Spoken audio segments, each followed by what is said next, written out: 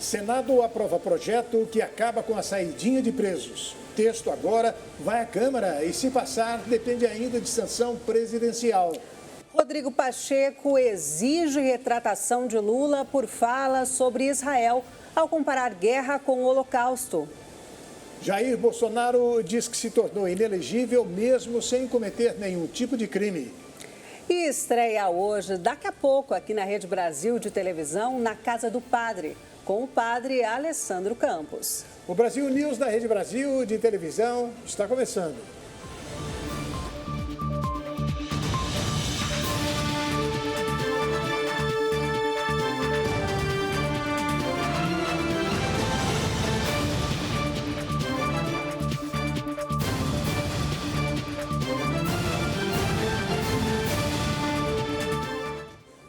O Senado aprovou na noite de ontem o projeto que proíbe a saidinha de presos. O texto agora segue para a Câmara dos Deputados.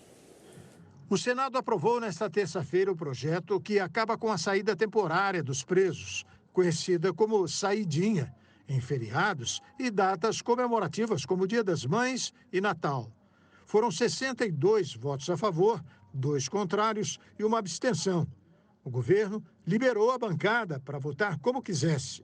3 senadores do PT, entre os quais o líder da bancada, Fabiano Contarato, foram favoráveis à matéria, assim como o líder do governo no Congresso, Randolph Rodrigues.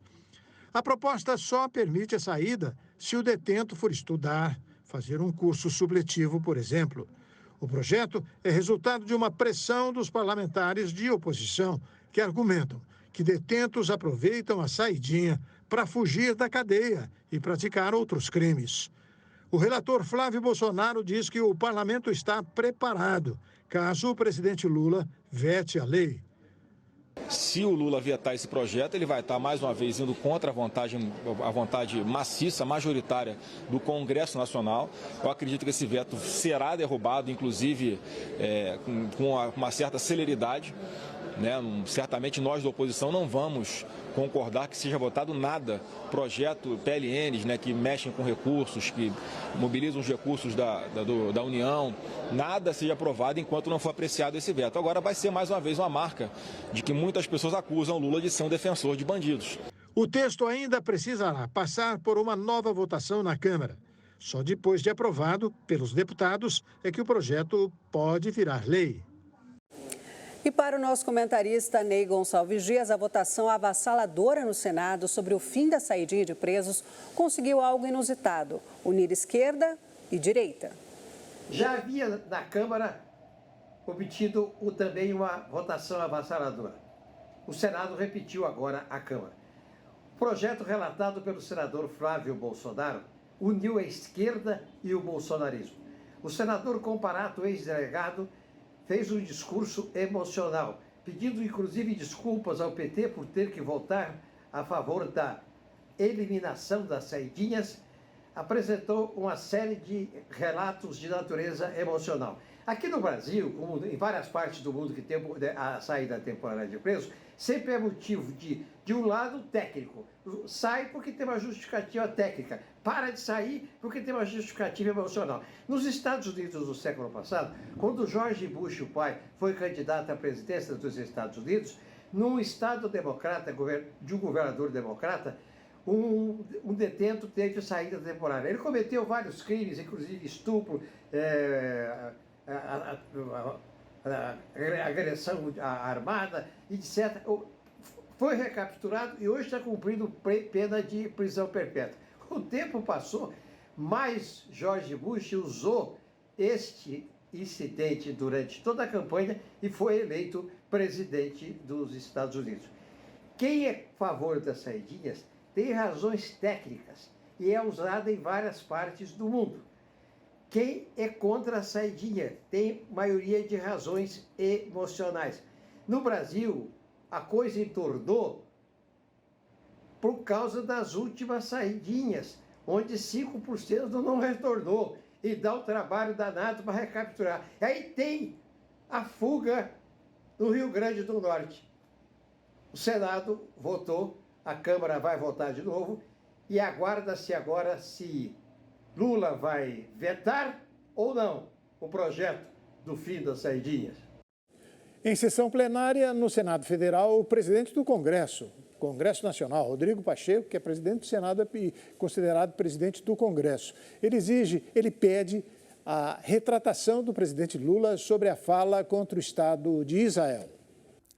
O presidente do Senado, Rodrigo Pacheco, pediu que o presidente Luiz Inácio Lula da Silva se retrate de sua fala sobre a ação de Israel contra o Hamas na faixa de Gaza, no qual comparou os ataques israelenses às ações de Hitler contra judeus. Motivo pelo qual, em especial por essa confiança que este presidente tem no perfil conciliador do presidente Lula, é que uma fala dessa natureza deve render uma retratação. É fundamental que haja uma retratação e um esclarecimento com um pedido de desculpas em relação a uma parte da fala que estabelece esta premissa equivocada. O senador Omar Aziz, do PSD do Amazonas, rebateu a declaração do presidente do Congresso Nacional.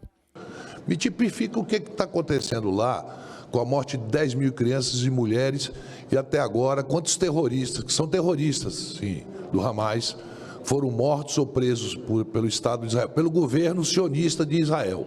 O povo judeu é uma coisa, que todos nós respeitamos, não confunda o povo judeu com esse governo de direita sionista de Israel. Então, presidente, as palavras do presidente Lula em solidariedade, em vivenciar, em olhar o que está acontecendo, Vossa Excelência me tipifique 30 mil vidas mortas, que nem morreu 700 mil pessoas no Brasil, e eu não vi nenhum histerismo na internet por parte da direita.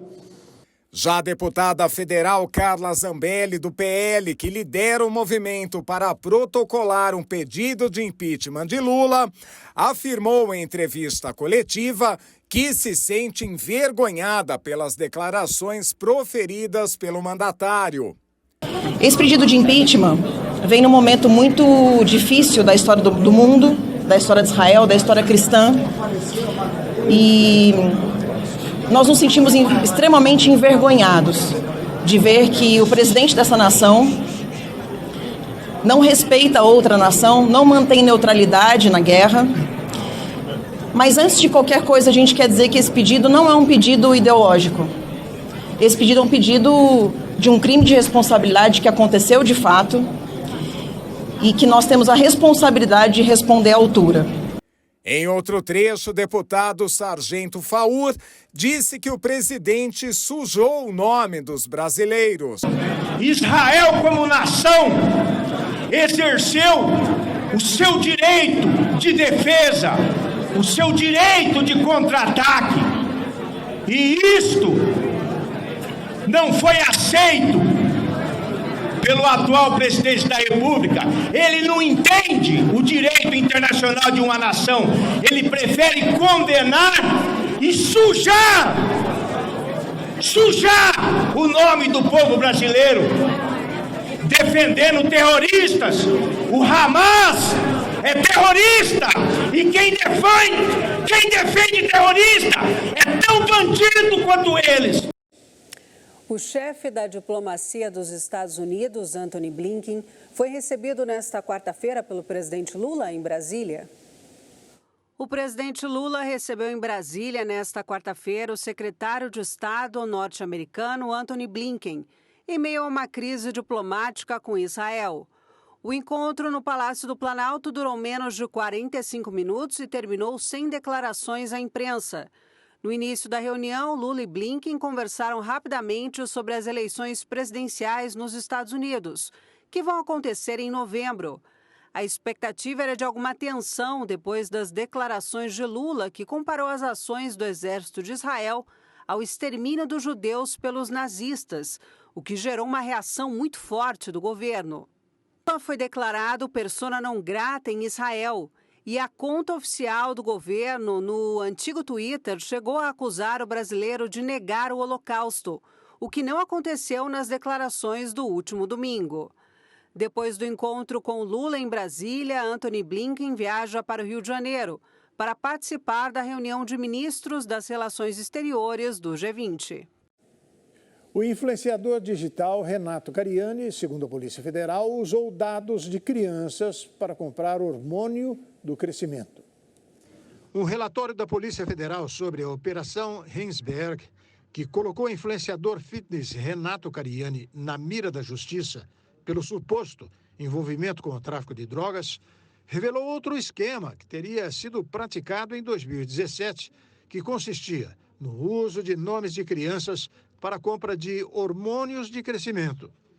Sobre a utilização de nomes de crianças para a compra de hormônios, os quais são frequentemente usados no mundo fitness para o ganho de massa muscular, a PF apontou que Renato se associou a uma amiga identificada como Ellen Couto para conseguir receitas médicas e descontos para a compra de Norditropin, mais conhecido como GH, segundo o documento. Em uma das conversas que constam no relatório, Renato aciona a amiga pedindo nomes de crianças para comprar mais daquele medicamento. A amiga então se prontifica a cadastrar os nomes para que o influencer consiga comprar os medicamentos com desconto. Documentos mostram que entre 2014 e 2020, substâncias químicas que poderiam produzir 15 toneladas de crack saíram irregularmente da empresa do influencer. A seguir, Tribunal Superior Eleitoral condena a deputada Carla Zambelli por disseminação de notícias falsas durante as eleições de 2022. Mais do mesmo. Etanol e gasolina aumentam nos postos pela segunda semana consecutiva. O Brasil News vai para um rápido intervalo. Nós voltamos já já. Fique com a gente.